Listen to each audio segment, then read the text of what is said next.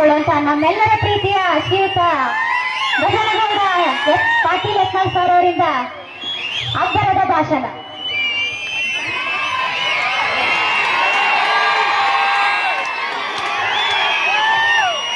ಬರೋ ಭಾರತ್ ಮಾತಾ ಕಿ, ವಿಶ್ವಗುರು ಬಸವಣ್ಣನವರಿಗೆ, ಛತ್ರಪತಿ ಶಿವಾಜಿ ಮಹಾರಾಜ್ ಕಿ, ಡಾಕ್ಟರ್ ಬಾಬಾ ಸಾಹೇಬ್ ಅಂಬೇಡ್ಕರ್ ಅವರಿಗೆ, ಕ್ರಾಂತಿವೀರ ಸಂಗೊಳ್ಳಿ ರಾಯಣ್ಣ ಅವರಿಗೆ, ಮಹರ್ಷಿ ವಾಲ್ಮೀಕಿ ಅವರಿಗೆ, ಸಂತ ಸೇವಾಲಾಲ್ ಮಹಾರಾಜ್ ಕಿ ಜೈ ಶ್ರೀರಾಮ್. ಇವತ್ತಿನ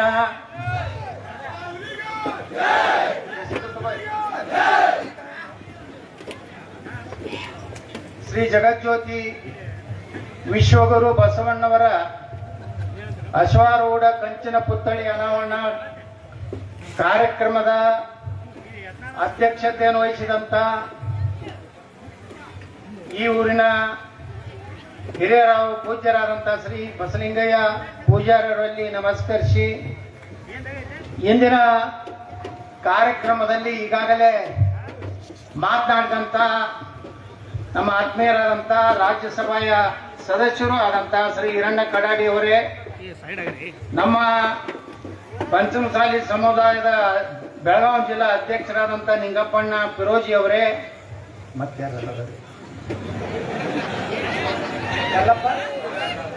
ಈ ಊರಿನ ಹಿರಿಯರಾದಂಥ ಶ್ರೀ ಕಲ್ಲಪ್ಪಣ್ಣ ಪಾಗದವರೇ,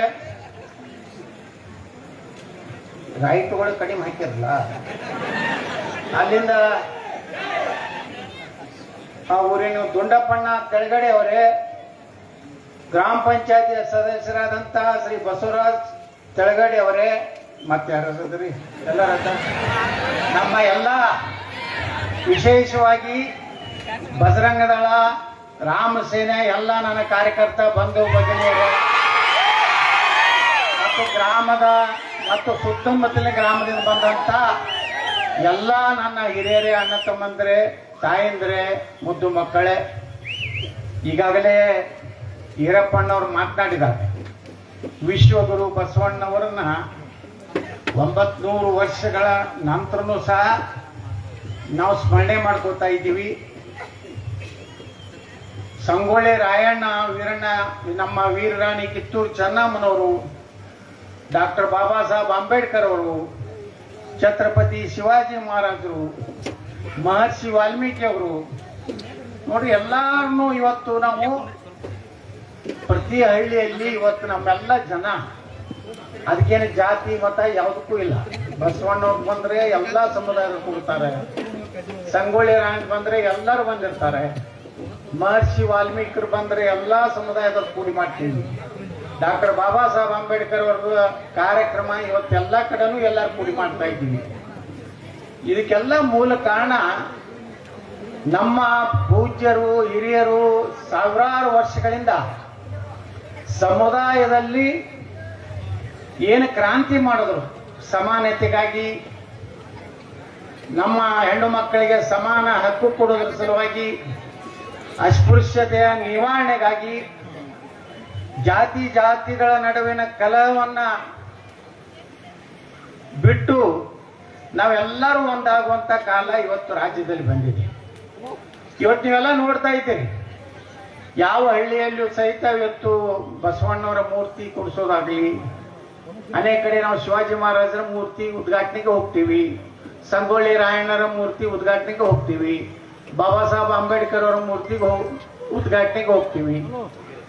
ಭಗೀರಥ, ಈ ಭೂಮಿಗೆ ಗಂಗೆಯನ್ನು ತಂದಂತವ್ರು ಯಾರು? ಮಹರ್ಷಿ ಭಗೀರಥ. ಶಿವನ ಹೆಡೆಯಿಂದ ಭೂಮಿಗೆ ತಂದ ಗಂಗೆಯನ್ನು ತಂದಂತ ಅತ್ಯಂತ ಕಠಿಣ ತಪಸ್ಸು ಮಾಡಿದ. ಮೊನ್ನೆ ಹೋದ್ಸಲ ಬಂದಾಗ ನಾವು ಇಲ್ಲಿ ಭಗೀರಥ ಮೂರ್ತಿಗೆ ಮಾಲಾರ್ಪಣೆ ಮಾಡಿದ್ವಿ ಹಿಂದಿನ ಊರಾಗ.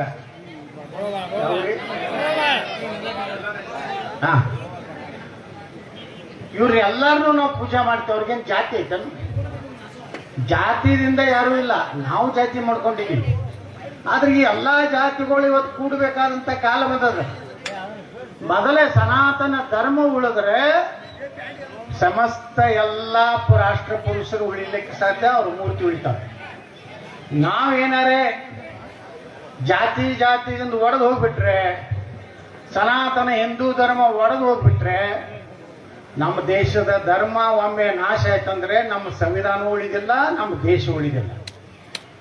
ನೀವೆಲ್ಲ ಜಾಗೃತರಾಗ್ಬೇಕಿನ್, ಬಿಡ್ಬೇಕಿನ್ ಜಾತಿ ಜಾತಿ ವ್ಯವಸ್ಥೆ ನಮ್ಮನ್ನ ಇವತ್ತು ನೋಡ್ರಿ ಎಷ್ಟು ದೊಡ್ಡ ಪ್ರಕರಣಗಳು ಈ ದೇಶನಾಗ ಆಗತ್ತವ. ಲವ್ ಜಿಹಾದ್ ಕಾಶ್ಮೀರದಲ್ಲಿ ಆದಂತ ಘಟನೆ, ಇವತ್ತು ಕೇರಳದಲ್ಲಿ ಏನ್ ನಡೆದಿದೆ, ಪಶ್ಚಿಮ ಬಂಗಾಳದಲ್ಲಿ ಏನ್ ನಡೆದಿದೆ ನೋಡ್ರಿ. ಪಶ್ಚಿಮ ಬಂಗಾಳದಲ್ಲಿ 1 ಕೋಟಿ ಹೊಟ್ಟಿ ಮತದಾರರು ಎಲ್ಲಿಯವರು ಬಾಂಗ್ಲಾದೇಶದಿಂದ ಬಂದು. ರೋಹಿಂಗ್ಯಾ ಅಂತ ಒಂದು ಜಾತಿ ಐತದು, ಇಷ್ಟು ಕೆಟ್ಟ ಜಾತಿ ಐತಿ ಜಗತ್ನಾಗ. ಅತಿ ಕ್ರೂರ ಜಾತಿ ಅಂದ್ರೆ ರೋಹಿಂಗ್ಯಾ ಅಂತ ಹೇಳ್ತಾರೆ. ಅವ್ರನ್ನೆಲ್ಲ ನಮ್ಮ ದೇಶನಾಗ ಇವತ್ತು ಬೆಂಗಳೂರಿನಾಗ ಇವತ್ತು ಎಷ್ಟೋ ಜನ ಈ ದೇಶದ ಪಾಸ್ಪೋರ್ಟ್ ಇಲ್ಲ, ಈ ದೇಶದಲ್ಲಿ ಮುಸುಳಿ ಬಂದು ಇವತ್ತು ಹಿಂಗೇ ನಾವು ಬಿಟ್ಕೊಂಡು ಹೋದರೆ, ಹಿಂಗೇ ನಾವು ಸಮಾಜದಲ್ಲಿ ನಾವು ಒಕ್ಕಟ್ಟನ್ನ ಆಗದೇ ಇದ್ರೆ ಬಹುಶಃ ಕರ್ನಾಟಕನು ಕಾಶ್ಮೀರ ಆಗೋದ್ರಲ್ಲೇ ಏನು ದೊಡ್ಡ ಸಮಯ ಇಲ್ಲ.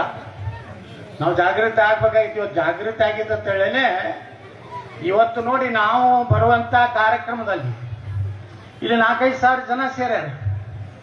ಕರೆ ಅಂದ್ರೆ ಮುಂಜಾನೆ ಬರಬೇಕಾಗಿತ್ತು. ಅದು ಮುಂಜಾನೆ ನಾವು ಬಿಜಾಪುರದಲ್ಲಿ ಸಿಕ್ಕಾಪಟ್ಟೆ ಕಾರ್ಯಕ್ರಮ ಇದ್ದು ಪಾಪ ಈ ಭಾಗದ ಶಾಸಕರು ಬಂದು ಹೋದ್ರು. ಆದರೆ ನಮಗೆ ಆ ಟೈಮಿಗೆ ಬರ್ಲಿಕ್ಕೆ ಆಗಲಿಲ್ಲ. ಯಾಕಂದ್ರೆ ನಾವೆಲ್ಲರೂ ಇವತ್ತು ಜನ ಜಾಗೃತಿ ಆಗ್ತದೆ.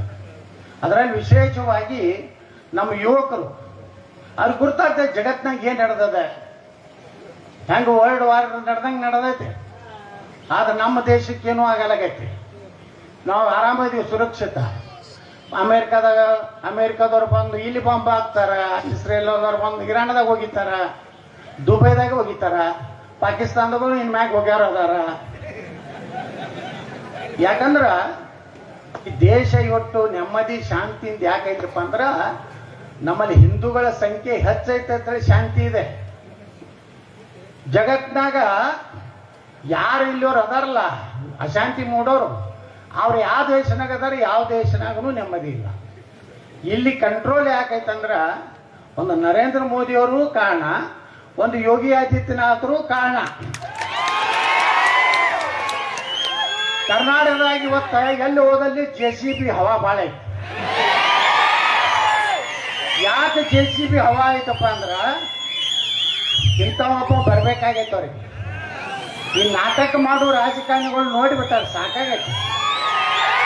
ಈ ಅಪ್ಪ ಆಗ ನನ್ನ ಮಗ ಮುಖ್ಯಮಂತ್ರಿ ಆಗೋದು, ಮಗ ಆಗ ನನ್ನ ಮೊಮ್ಮಗ ಮುಖ್ಯಮಂತ್ರಿ ಏನು ಜಿತ್ತದಾವ ನಾವೆಲ್ಲ ಸಾಕಲ್ಲ. ರಗಡ್ ಮಾಡ್ಕೊಟ್ರಿ, ತಿಂದಿರಿ, ಉಂಡ್ರಿ, ತಲೆ ಬೋಯ್ಸ್ ಎಲ್ಲ ಜನರದು ಎಷ್ಟ ಮಾಡ್ಕೊಂಡ್ರಿ. ಇಲ್ಲರಿ ಬಿಡ್ರಪ್ಪ ನಮಗ. ನಮ್ಮ ಹುಡುಗರು ನೋಡಿ ಕರ್ನಾಟಕದಾಗ 3 ಲಕ್ಷ ಖಾಲಿ ಹುದ್ದೆ ಅದಾವು. 2,88,000 ಸರ್ಕಾರಿ ಹುದ್ದೆ ಖಾಲಿ ಅದಾವ. 1 ಲಕ್ಷ ಹುದ್ದೆ ನಿಗಮ ಮಂಡಳಿ ಖಾಲಿ ಅದಾವ. ಅವ್ನು ತುಂಬಲಕ್ಕೆ ತಯಾರಿಲ್ಲ. ಬರೀ ಹೆಣ್ಮಕ್ಳಿಗೆ 2,000 ಕೊಟ್ಟಿನಿ, ಫ್ರೀ ಬಾಸ್ ಕೊಟ್ಟಿನಿ. ಹೆಣ್ಮಕ್ಳು ಕೊಟ್ಟರು, ಗಂಡಸರ ಕಡೆ ಕಸ್ಕೊಂಡ್ರು. ನೋಡ್ರಿ ನಿನ್ನೆ ಯಾರು ಕೇಳಿದೆ, 56 ಪೈಸೆ ಕರೆಂಟ್ ಮತ್ತೆ ಹೆಚ್ಚಾಯ್ತು. ನಿಮ್ದು ನಿಮಗೆ ಕೊಡ್ತಾರ, ನಿಮಗೆ ತಿಳಿಯಲಾಗೈತಿ.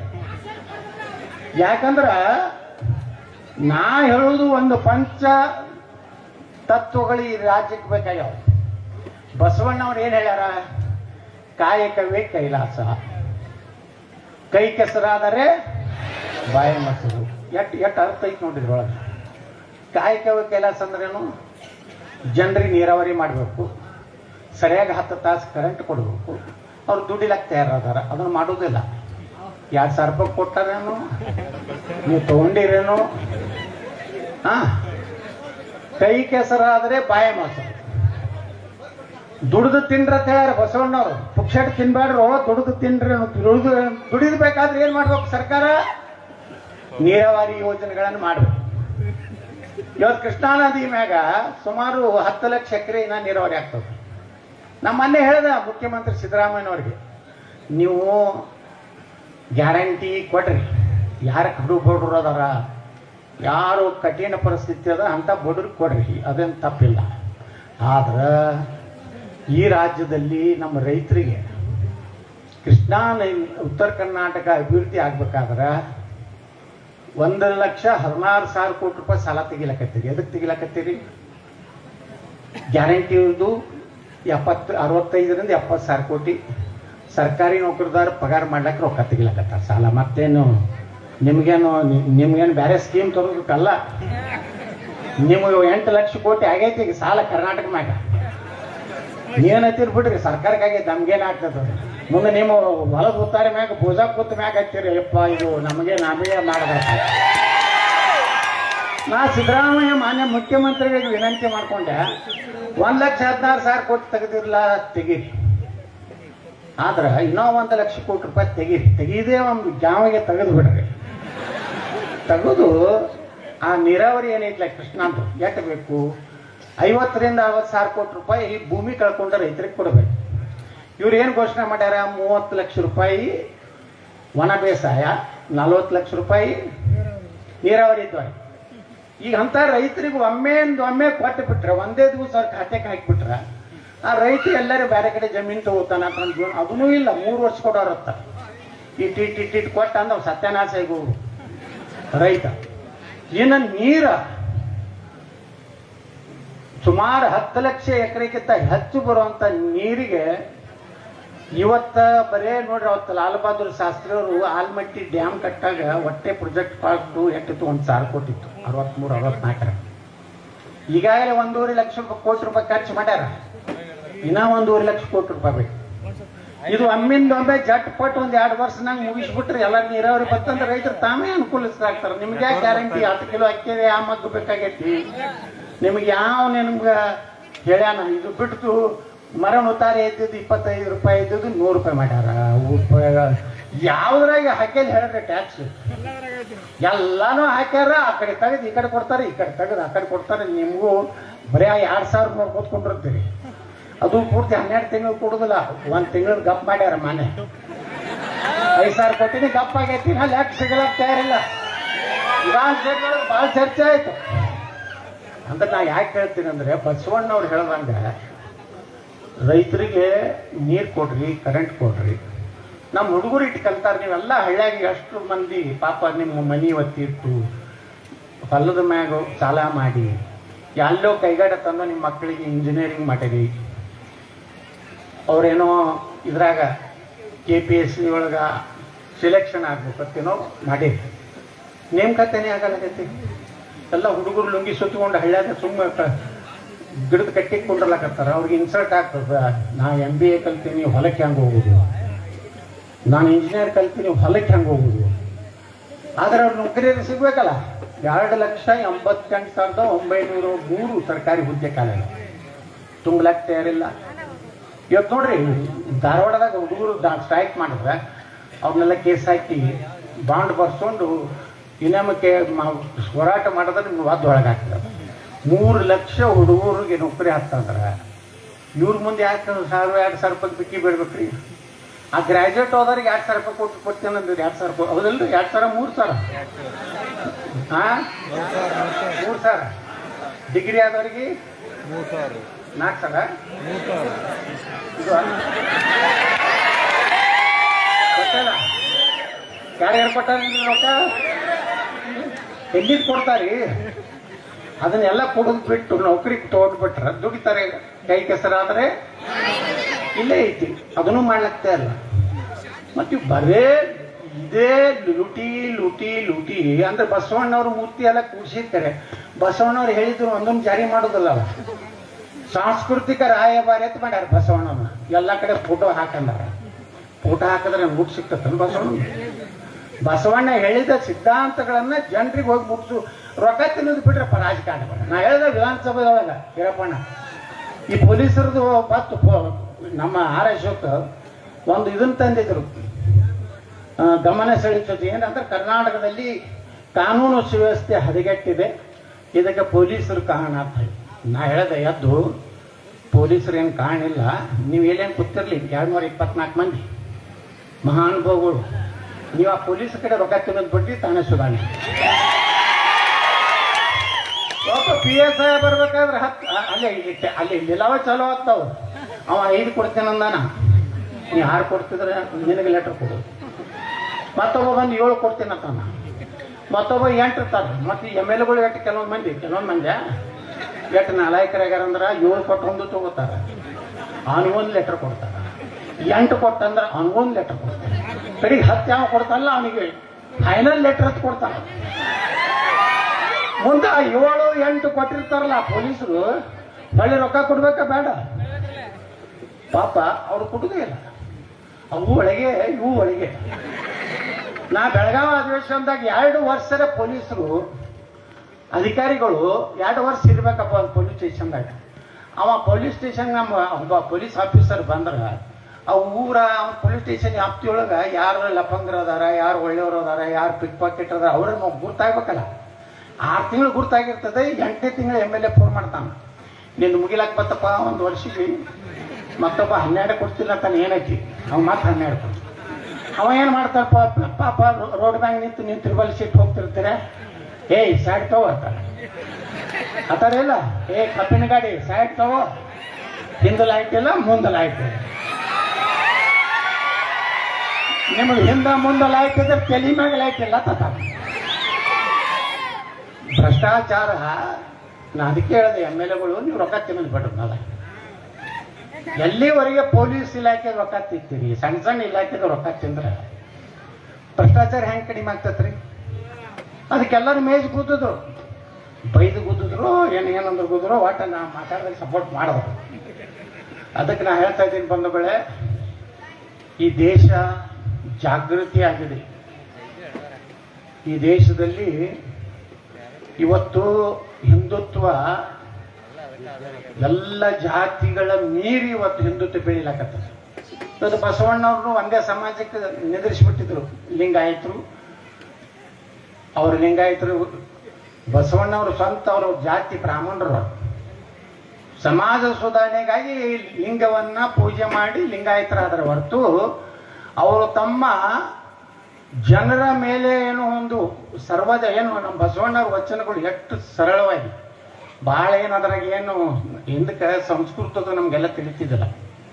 ಆ ಕಾಲದಾಗ ಬಸವಣ್ಣವರು ಜನಸಾಮಾನ್ಯರಿಗೆ ಅಸ್ಪೃಶ್ಯತೆ ಹೋಗಬೇಕು. ಇವತ್ತು ಹೇಳಿದ್ರಲ್ಲಿ ಈರಪ್ಪಣ್ಣ ಕಡಾಡಿಯವರು ಬುದ್ಧ, ಬಸವ, ಅಂಬೇಡ್ಕರ್. ಮೊದಲು ಬುದ್ಧ ಅಸ್ಪೃಶ್ಯತೆ ವಿರುದ್ಧ ಪ್ರಾರಂಭ ಮಾಡಿದ್ರು.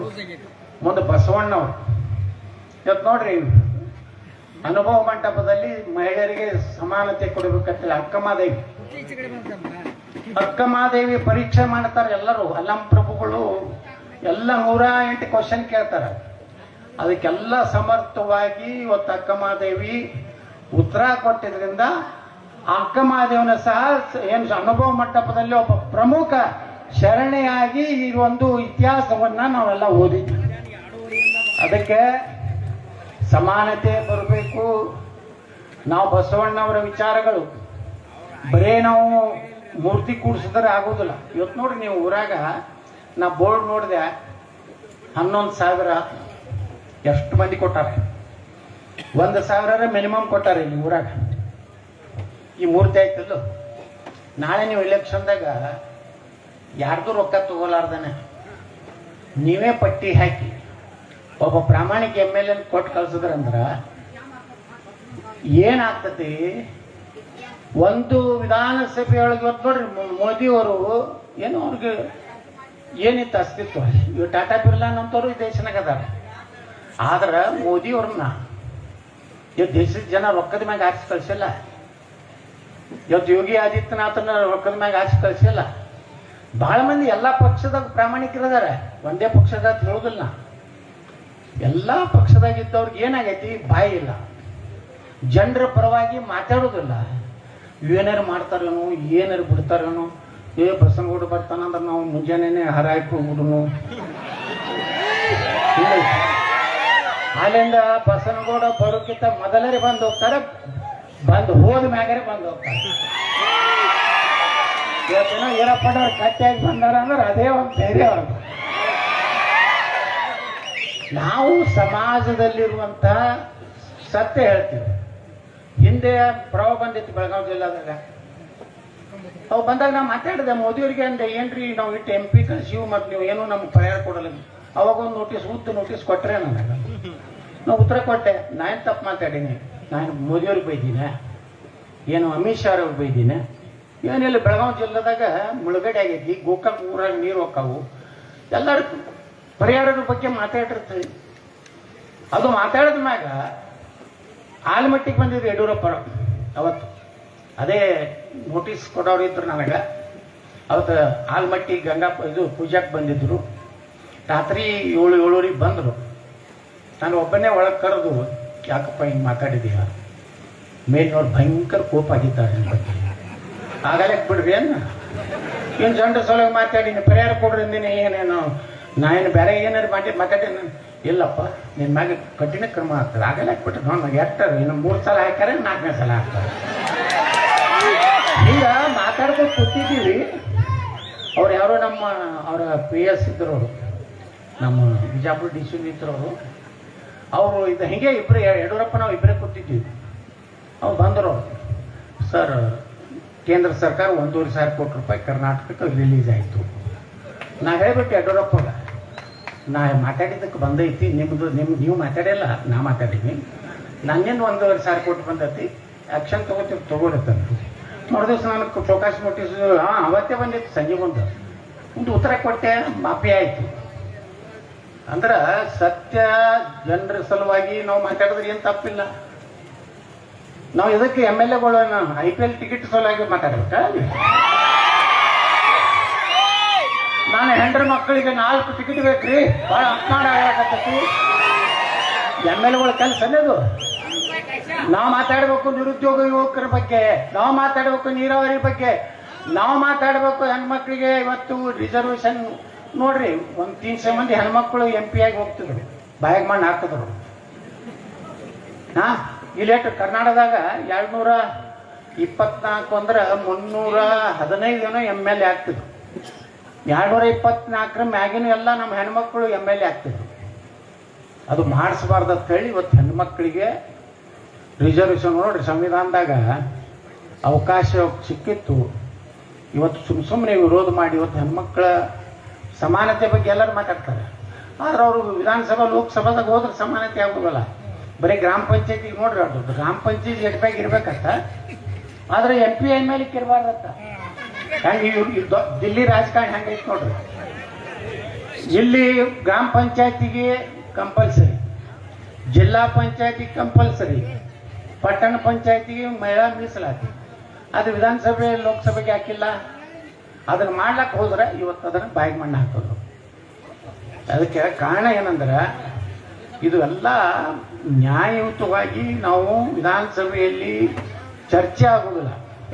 ಅದಕ್ಕೆ ಬಂಧುಗಳೇ, ನಾ ಇಷ್ಟು ಹೇಳುವುದು, ಇವತ್ತು ಬಸವಣ್ಣವರ ಮೂರ್ತಿ ಕಾರ್ಯಕ್ರಮದಲ್ಲಿ ವಿಶೇಷವಾಗಿ ನಮ್ಮ ಬಜರಂಗ ದಳ ಹುಡುಗರು ಭಾಳಷ್ಟು ಪ್ರಯತ್ನ ಮಾಡಿ ಇವತ್ತ ಯಾರನ್ನೂ ಉದ್ಘಾಟಕರೇ ಹಾಕ್ಯಾರ ಗೊತ್ತಿಲ್ಲ, ಯಾರ ಮುಖ್ಯ ಅತಿಥಿ ಹಾಕ್ಯಾರ ಗೊತ್ತಿಲ್ಲ. ಆದ್ರೆ ಎಲ್ಲೇ ಕರೆದ್ರು ಬಂದು ನಮ್ಮ ತಳಗೆ ಯಾಕೆ ಹಾಕಿ ಮ್ಯಾಗ ಹಾಕಿ ಅಂತ ಕೇಳೋ ಮಾಡೋಣ ಅಲ್ಲ. ನೀವು ಬೇಕಾದ್ರೆ ತಳಗೆ ಹಾಕಿರಿ. ಹಿಂದಕ್ಕೆ ಸ್ವಾಮಿ ವಿವೇಕಾನಂದರಿಗೆ ಹಂಗೆ ಆಯ್ತತ್ತ. ಸ್ವಾಮಿ ವಿವೇಕಾನಂದರು ಒಂದು ಇಂಗ್ಲೀಷ್ ಶಾಲೆ ಕಲಿತಿದ್ರತ್ತ. ಅವೆಲ್ಲ ಎಲ್ಲರೂ ನೋಟ್ಬುಕ್ ಅವಾಗೆಲ್ಲ ಹೋಮ್ವರ್ಕ್ ಮಾಡ್ಕೊಂಡು ಬಂದಿರೋನಂತ ಎಲ್ಲ ಟೀಚರ್ ಕೇಳ್ದ ಎಲ್ಲ ತಂದಿಟ್ರು. ಕಡೆಗೆ ಬಂದು ಸ್ವಾಮಿ ವಿವೇಕಾನಂದ್ರ ಮ್ಯಾಗ್ ಇಟ್ರತ್ತ. ಮ್ಯಾಗ್ ಇಡೋಣನೇ ಆ ಟೀಚರ್ ಹುಚ್ಚಿಟ್ಟು ಬರ್ತತ್ತ. ಬ್ರಿಟಿಷ್ ಟೀಚರ್ ಇದ್ದವ, ಇವ ಒಬ್ಬ ಹಿಂದೂಸ್ತಾನಿ, ನಮ್ಮ ಎಲ್ಲ ಬ್ರಿಟಿಷ್ ಮಕ್ಕಳು ಮ್ಯಾಗ್ ಇವ ಇಟ್ಟಾನಂದ್ರೆ ಅದನ್ನು ಬುಕ್ಕ ತೆಗೆದು ಹಿಂಗೆ ತಳಗೆ ಇಟ್ಟತ್ತ. ಥ್ಯಾಂಕ್ ಯು ಸರ್ ಅಂತ ಹೇಳ್ದತ್ತವ. ಯಾಕೆ ಥ್ಯಾಂಕ್ ಯು ಅಂದ್ರೆ, ನಿಮ್ಮ ಎಲ್ಲದಕ್ಕೂ ಪಾಯ ನಾವೇ ಇದೀವಿ ಹಿಂದೂಗಳು ಅಂತ ಸ್ವಾಮಿ ವಿವೇಕಾನಂದ್ರ ಅಂತ. ಅದಕ್ಕೆ ಕಡೆಗೆ ಮಾತಾಡೋದು ಅಂತದ್ದು ಹಣೆ ಬರ ನನಗೈತಿ. ಯಾವ ಕಾರ್ಯಕ್ರಮ ಇವತ್ತು ಸ್ವಾಮಿಗಳು ನಮ್ಗೆ ಹಂಗೆ ಆಗ್ಯಾರ. ಬಸವನಗೌಡ್ರ ಎಲ್ರಿ ನಿಮ್ಮ ಸಾನ್ನಿಧ್ಯ ಐತಿ ಮಾತಾಡ್ರಿ, ಇಲ್ರಿ ನೀವು ಎಲ್ಲಿ ಮಾತಾಡಿದ್ರಂದ್ರೆ ಮಂದಿ ಎದ್ದು ಹೋಗ್ತಾರೆ. ನಮ್ಮ ಸಾನ್ನಿಧ್ಯ ಭಾಷಣ ಮುಗಿಸಿ ಅಲ್ಲಿ ನೀವು ಮಾತಾಡಿರ್ತಾನೆ. ಕಡೆಗೆ ನನ್ನ ಭಾಷಣ ಅನಿವಾರ್ಯ, ಏನು ಮಾಡ್ಲಿಕ್ಕಾಗೋದಿಲ್ಲ. ಅದಕ್ಕೆ ನಾವೆಲ್ಲ ಒಂದಾಗಬೇಕು. ಇವತ್ತೇನು ಪಾಪ ನಮ್ಮ ಹಿಂದೂ ಸಂಘಟನೆಗಳು ಇವ್ರು ಭಾಳ ಕೇಸ್ ಹಾಕಲಕತ್ತಾರೆ. ಈಗ ಎಟ್ಟು ಹಾಕ್ತಾರೆ ಹಾಕಲಕ್ಕ, ಏನು ತಲೆ ಕೆಡ್ಸೋಬೇಡ್ರಿ. 28ಕ್ಕೆ ನಾವೇ ಬರೋರು ನಾವೇ. ನಮ್ಮ ಜನ ಏನು ಅವರು ಹಿಂದೂ ಸಂಘಟನೆ ಮಾಡೋದು ತಪ್ಪ, ಹಿಂದೂಗಳ ಪರವಾಗಿ ಮಾತಾಡೋದು ತಪ್ಪ. ನನ್ನ ಮ್ಯಾಗೂ ಹಾಕ್ಯಾರ ಕೇಸ, ವಿಕಿದ ಲೀಡರ್ಗಳು ಬೇರೆ, ನನ್ನ ಮ್ಯಾಗಂತೂ ದಿನ ಒಂದು ಕೇಸ್ ಹಾಕ್ತಾರೆ. ಈಗ 89 ಕೇಸ್ ಆಗ್ಯಾವ. ನೀನು ಎಷ್ಟು ಕೇಸ್ ಹಾಕ್ತಾವ ಗೊತ್ತಿಲ್ಲ. ನಾ ಹೇಳಿನ ಪೊಲೀಸ್ ಇಲಾಖೆದವ್ರಿಗೆ ಹಾಕ್ರಿ 150 ಕೇಸ್ ಹಾಕ್ರಿ 28 ತನ. ಅಂದ್ರೆ ಒಂದು ಕೇಸಿಗೆ ಒಂದು MLA ಆರಿಸಿ ಬರ್ತಾನ ನಮ್ಮ ಲೆಕ್ಕ. 150 MLA ಆರಿಸಿ ಬಂದಾಗ ನಿಮ್ಮ ಕೇಸ್ಗಳನ್ನೆಲ್ಲ ಒಂದೇ ದಿವಸ ಹೊಡೆ ತೆಗೆದ್ಬಿಡ್ತೀನಿ ಕ್ಯಾಬಿನೆಟ್ನಾಗ. ನಾವೇನು ತಪ್ಪು ಮಾತಾಡಿವ್ರಿ? ಯಾರಿಗೆ ನ್ಯಾಯ ಸಿಗ್ಬೇಕು, ಯಾವ ಸಮುದಾಯಕ್ಕೆ ನ್ಯಾಯ ಸಿಗ್ಬೇಕು ಅಂದ್ರೆ ಎಲ್ಲರಿಗೂ ಸಿಗ್ಬೇಕು. ನೋಡಿ, 3 ಲಕ್ಷ ನೌಕರಿ ಸಿಕ್ಕು ಅಂದ್ರೆ ಅದ್ರ SC ಜನ, ST ಜನ, ಹಿಂದುಳಿದವರು, ಲಿಂಗಾಯತರು, ಒಕ್ಕಲಿಗರು ಎಲ್ಲ ಜನ ಅವ್ರವ್ರು ಏನು ಸಿಕ್ಕಡಾಪಡ ಸಿಕ್ಕೇ ಸಿಗ್ತದೆ. ಅದನ್ನ ಯಾರು ಮಾಡಲಾಗ್ಯಾರ. ಏನೇನೋ ನೆಪ ಮಾಡಿ ಇವತ್ತು ಸರ್ಕಾರ ಇವತ್ತೇನು ಮಾಡ್ಲಕತ್ತದ ಇದ್ರ ವಿರುದ್ಧ ಜನರಲ್ಲಿ ಬಹಳಷ್ಟು ಆಕ್ರೋಶ ಐತಿ.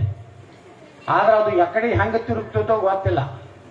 ಆದ್ರೆ ನೀವು ಮಾತ್ರ ನಮ್ಮ ಯುವಕರು ಬಹಳ ಶಾಂತ ರೀತಿಯಿಂದ ಈ ಸರ್ಕಾರ ಇರುತ್ತನ ನಮ್ಮ ಹಿಂದೂ ಯುವಕರಿಗೆ ರಕ್ಷಣೆ ಇಲ್ಲ. ಇವತ್ತು ನೋಡಿ ಏನಾರೇ ಆದ್ರೆ ಎಷ್ಟು ನಮ್ಮ ರಾಜ್ಯದ ಘಟನೆಗಳಾಗ್ಲಕತ್ತಾವು.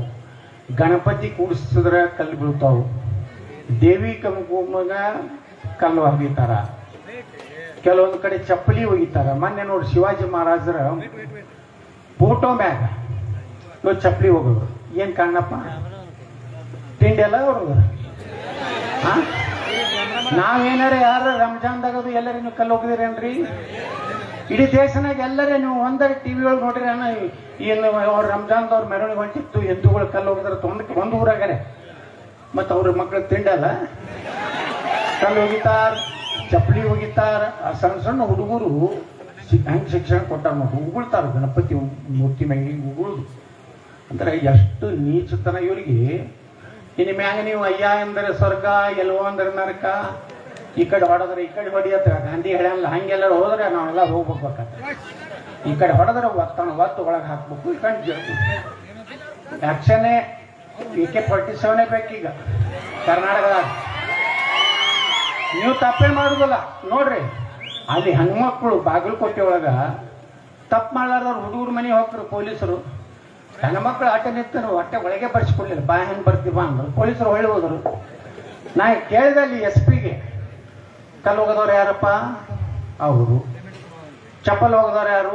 ಅವರು. ಮತ್ತು ಹಿಂದೂ ಹುಡುಗರನ್ನ ಅದಕ್ಕೆ ಇಡ್ಲಾಕತ್ತೀರಿ? ಇಲ್ಲ ಸರ್, ಮ್ಯಾಗಿಂದ ಆರ್ಡರ್ ಐತಿ, ಈ ಕಡೆ 200 ಹಿಡಿದತ್ತ, ಈ ಕಡೆ 200 ಹಿಡಿದತ್ತ, ಈಕ್ವಲ್ ಮಾಡ್ತಾರೆ. ನಾ ಏನು ಹೇಳಿದವ್ರಿ SP-ಗೆ, ನಾ ಏನಾರೇ ಬಂದೆ ಅಂದ್ರೆ 28ಕ್ಕೆ ಯಾರು ಕಲ್ಲು ಹೋಗಿದಿರ್ತಾರೋ ಅವ್ರನ್ನ ಅಟ್ಟೆ ಒಳಗೆ ಹಾಕೋದು. ಭಾಳ ಹಾರಾಡೋದ್ರಂದ್ರೆ ಅಲ್ಲೇ ಮ್ಯಾಗೆ ಕಳಿಸೋದು. ಇಲ್ಲಾಂದ್ರೆ ಎಲ್ಲಿ ಬೇಕಾದಲ್ಲಿ ಜಗಳ ದಾಂಡ್ಲಿ. ನಾವು ಎಲ್ಲಿಯೂ ಮಾಡಿಲ್ರಿ. ಹಿಂದೂಗಳು ಎಲ್ಲರೂ ದಾಂಡ್ಲಿ ಮಾಡ್ತಾರೇನ್ರಿ? ನಮ್ಮ ಮೆರವಣಿಗೆ ಬಸವಣ್ಣ ತೊಗೊಂಡು ಹೋದ್ರೆ ಕಲ್ಲು ಹೋಗೋದ್ರೆ ಏನು ಮಾಡ್ಬೇಕು?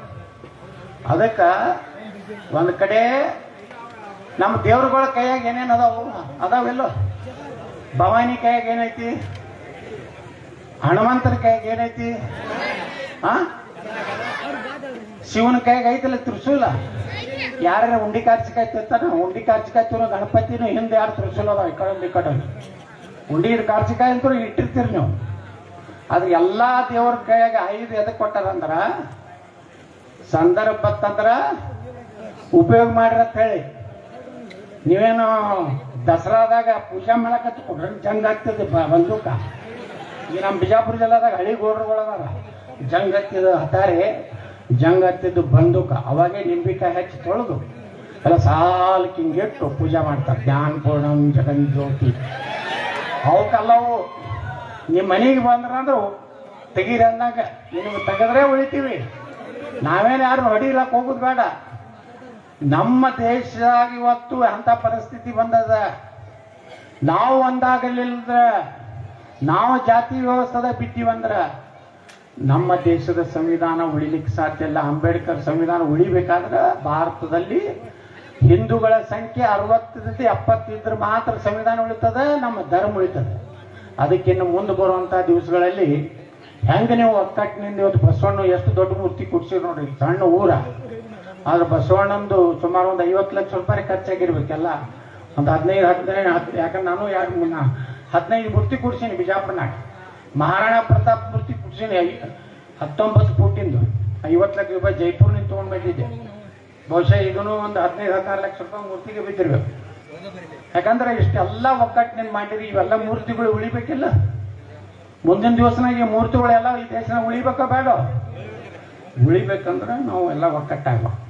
ನೀವು ಒಕ್ಕಟ್ಟಾಗ್ಲಿಕ್ಕಂದ್ರೆ ಈಗ ಹೆಂಗ ಇರಾನ್ದಾಗ ಹೆಂಗ ಮೂರ್ತಿಗಳನ್ನೆಲ್ಲ ಕೆಡಲಕತ್ತಾರಲ್ಲ, ರಷ್ಯಾದಾಗ ಹೆಂಗೆ ಕೆಡುದ್ರು ಹಂಗ ಅವ್ರು ಏನಾರ ಸಂಖ್ಯೆ ಹೆಚ್ಚಾಯ್ತಂದ್ರೆ ಯಾವ ಮೂರ್ತಿಗಳು ಉಳಿದಿಲ್ಲ.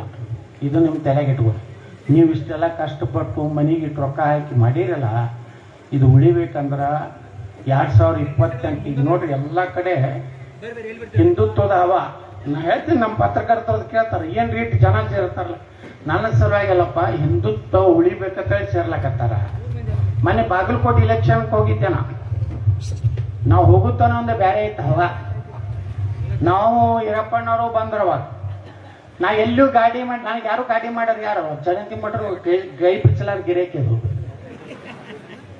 4-5 ಸಾವಿರ ಮಂದಿ ಕೂರ್ತಿದ್ರು. 4 ಮಾಜಿ ಮುಖ್ಯಮಂತ್ರಿ ಹೋದ್ರೆ 1000 ಮಂದಿನ ಕೂಡ್ಸೋದಾಗಿಲ್ಲ. ಯಾಕಪ್ಪ ಅಂದ್ರೆ ಜನರಿಗೆ ಗೊತ್ತಾಗೈತಿ, ಇವನ್ ಏನಾರೇ ಕರ್ನಾಟಕ ಮುಖ್ಯಮಂತ್ರಿ ಮಾಡಿದ್ರೆ ನಾವು ಉದ್ಧಾರ ಆಗ್ತೀವಿ, ಒಳ್ಳೇದಾಗ್ತದೆ. ಇಲ್ಲಕಂದ್ರೆ ಈ ರಾಜ್ಯದಲ್ಲಿ ಒಳ್ಳೇದಾಗೋದಿಲ್ಲ. ತುಂಬ ಸೇರುದಿಲ್ಲ ಮಂದಿ. 35 ವರ್ಷದ ಇತಿಹಾಸ ಐತೆ ನಂದು. ಈರಪ್ಪಣ್ಣವ್ರು ಹೇಳ್ದಂಗೆ 94ರಿಂದ MLA, 3 ಸಲ MLA ಆಗೀನಿ, 2 ಸಲ MP ಆಗೀನಿ, ವಾಜಪೇಯಿ ಸರ್ಕಾರ ಮೇಲೆ ಮಂತ್ರಿ ಆಗೀನಿ. ಇಟ್ರಾಗನೆ ಒಬ್ಬೊಬ್ರು ಒಂದೇ ಟರ್ಮ್ MLA ಆಗೋದ್ರಾಗ ಹಳ್ಳ್ಯಾಗ ಹೋದ್ರು ಹೊಡಿಲಾಕ ಕಲ್ ತೊಗೊಂಡು ಪೆನ್ ಹತ್ತಾರ. ಯಾಕಂದ್ರೆ ಹಳ್ಳಿ ಬಂದಿರೋದೇ ಇಲ್ಲ. ಆದ್ರೆ ನಾನು 30 ವರ್ಷದ ರಾಜಕೀಯ ಅನುಭವದಲ್ಲಿ ಜನ ಇಟ್ಟು ವಿಶ್ವಾಸ ಇಟ್ಟಾರಂದ್ರೆ ಈರಪ್ಪಣ್ಣವ್ರು ಮಾತಾಡಕತ್ತಿದ್ವಿ. ಏನ್ರಿ ಜನರದು ಟ್ರೆಂಡ್ ನಿಮ್ದು ಕಡಿಮೆ ಆಗಲಾಗೈತೆ. ಕಡಿಮೆ ಆಗ್ತೈತದ ಕೇಳ್ದನ ಇಟ್ಟೊತ್ತಿಗೆ ನಂದೆಲ್ಲ ಬಂಡವಾಳ ತೆಗೆದು ಹೇಳಿಬಿಡ್ತಿದ್ರು. ಬಿಡ್ತಿದ್ರ ಕಾಂಗ್ರೆಸ್ನವರು ತೆಗಿತಿದ್ರು, BJPಯವರು ತೆಗಿತಿದ್ರು. ಯಾಕಂದ್ರೆ ಯತ್ನಾಳ ಮುಗಿಸ್ಲಿಕ್ಕೆ ನನ್ನ ಮಗನ ಮುಖ್ಯಮಂತ್ರಿ ಹೆಂಗೆ ಮಾಡೋದು, ಅದೊಂದು ದೊಡ್ಡ ಚಿಂತೆ ರಾಜ್ಯದಾಗ. ಅಪವಾದಗಳು ಏನು ಬೇಕೆಲ್ಲ ಮಾಡ್ತಾರೆ. ಈಗ ನೋಡ್ರಿ, ಈರಪ್ಪಣ್ಣವ್ರ ಬಗ್ಗೆನೆ ಅಪಪ್ರಚಾರ ಮಾಡ್ಲಕತ್ತಾರೆ. ಪಾಪ ಅವ್ರೇನೋ ಒಂದು ಒಳ್ಳೆಯ ಸಂಸ್ಥೆನ ಕಟ್ಟ್ಯಾರ. ಏನೋ ಕೆಲವೊಂದು ತಪ್ಪುಗಳಾಗಿರ್ತಾವ. ನಾವೆಲ್ಲರೂ ಕೂಡಿ ಎತ್ತಿ ಹಿಡಿಬೇಕು, ಮುಳುಗಿಸ್ಬಿಡ್ಬೇಕು. ಎತ್ತಿ ಹಿಡಿಬೇಕಾದ್ರೆ ಅವ್ರೇನೋ ನಾ ಕೇಂದ್ರ ಮಂತ್ರಿ ಇದ್ದಾಗ ಅವ್ರೇನೋ ಒಂದು ಸಣ್ಣ ಗೊಬ್ಬರ ಅಂಗಡಿನೋ ಇತ್ತು ಊರಾಗ ಕುಲ್ಲೊಳಗೆ. ನಾ ಕೇಂದ್ರ ಮಂತ್ರಿ ಇದ್ದಾಗ ಅವ್ರ ಊರಿಗೆ ಹೋಗಿದ್ದೆ.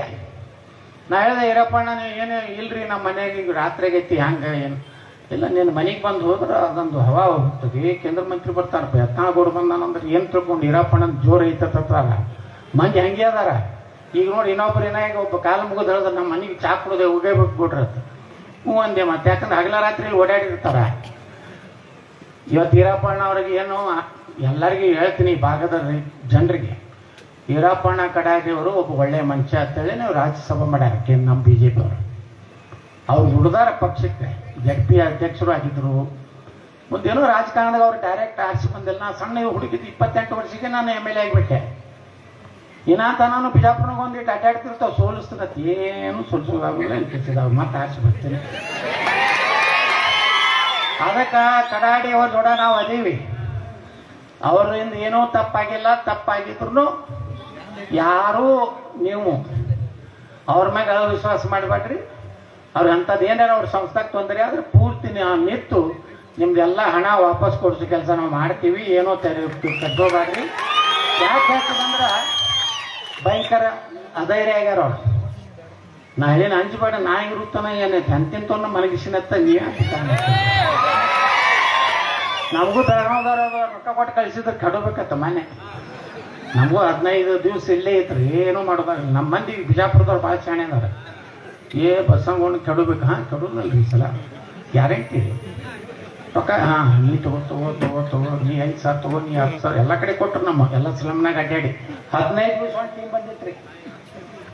3 ಕಡೆ ಟೀಮ, ಒಂದು ಶಿವಮೊಗ್ಗ ಟೀಮ, ಒಂದು ಮುತೋಳದ ಟೀಮ, ಒಂದು ಬೆಳಗಾವಿ ಟೀಮ್, 3 ಟೀಮ್ ಕೂಡಿ ಕೆಡಬೇಕಂತ ಬಂದರು. ನಮ್ಮ ಮಂದಿ ಎಲ್ಲ ತೊಗೊಂಡ್ರು, ಯಾರೂ ಇಲ್ಲಲ್ಲಿಲ್ಲ. ಮತ್ತು ತಪ್ಪು ತಿಳ್ಕೊತಾರೆ ಪಾಪ ಕೊಡೋರು. ತೊಗೊಂಡ್ರು. ಯಾರು ಹುಡುಗರು ತಾಬಾಕ್ ಹೋಗೋರು ಹೋದ್ರು, ಹೆಣ್ಮಕ್ಳು ಸೀರೆ ಬಂಗಾರ ತಗೋದಿದ್ರು, ಅವ್ರು ತಗೊಂಡ್ರು, ಎಲ್ಲ ಆರಾಮಿದ್ರು. ವೋಟಿಂಗ್ ದಿವಸ ಬಂತು, ಮುಂಜಾನೆ 7ಕ್ಕೆ 6:30ಗೆ ಪಾಳೆ ಹಚ್ಚೋದು. ನಮ್ಮಲ್ಲಿ ಹಂಗೆ ಪಾಳೆ. ಇನ್ನು ನಿಮ್ಮಂಗೆ 10ಕ್ಕೆ ಹೋಗೋದ್ರ ನಡೀತೇಳ, ಇನ್ನು ಯಾನಿಗೆ ಓಟ್ ಹಾಕಿ ಏನು ಆಗ್ತೇಳ ಕತೆ ಹೇಳೋದಿಲ್ಲ. 6:30ಗೆ ಪಾಳೆ ಹತ್ತು.